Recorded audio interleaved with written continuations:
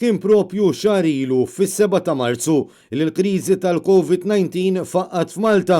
Wara diversi jiem nisimgħu b'dak li kien qed jiġri madwarna kienet kważi inevitabbli li l-pandemija se tidħol f'pajjiżna minn barra. Sallum il-każijiet pożittivi f'Malta laħqu ftit anqas minn 300 każ.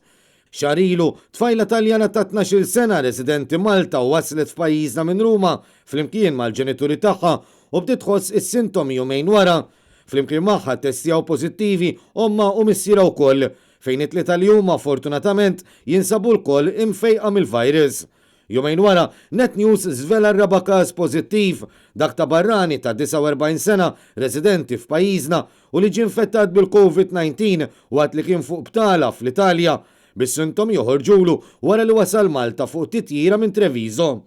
Għal dak il-perjodu, il-Gvern Malti kien ħalla l-kwarantina fuq bażi volontarja. Wara l-ewwel 5 każi, il-Maltin li kienu jinsabu l-Italja bdew ġejjin lura lejn pajjiżna wara li l-Gvern Taljan kien ħabbar kwarantina massima.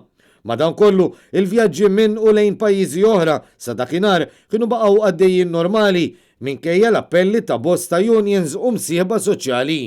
Fl-10 ta' Marzu, il-Gvern ħabbar l-ewwel miżuri dawk li jitwaqfu l-avvenimenti tal-massa. Jum wara ġie konfermat l-ewwel Malti pożittiv għal COVID-19 tabib ta' 55 sena li ġie lura pajjiżna minn btala lejn in-naħa ta' fuq tal-Italja. Wara li l-unions kienu ilhom għal ġimgħat sħaħ jisħu fuq il-ħtieġa li l-kwarantina ssir waħda obbligatorja, il-Prim Ministru Robert Abela ħabbar il-kwarantina obbligatorja għal persuni ġejjin minn 5 pajjiżi: l-Italja, Franza, Spanja, il-Ġermanja u l-Iżvizzera. Fl-istess perjodu, wara l-appelli tal-Partit Nazzjonalista u diversi unions, il-Gvern għalaq l-iskejjel kollha madwar il-pajjiż, deċiżjoni li ġiet estiża għal kumplament tas-sena akademika ftit tal-jiem wara. Fl-ewwel ġimgħa minn mindu Malta bdiet tħabbat wiċċha ma' din il-kriżi, il-każijiet kienu telgħu għal 13. Il-Gvern beda jħabbar pakketti finanzjarji meqjusa bħala dajfa. Bil-Ministru Edward Cicluna jikkonferma li ma jistax isir ruħs fit-tariffi tad-dawl minħabba ftehim maċ-Ċiniżi.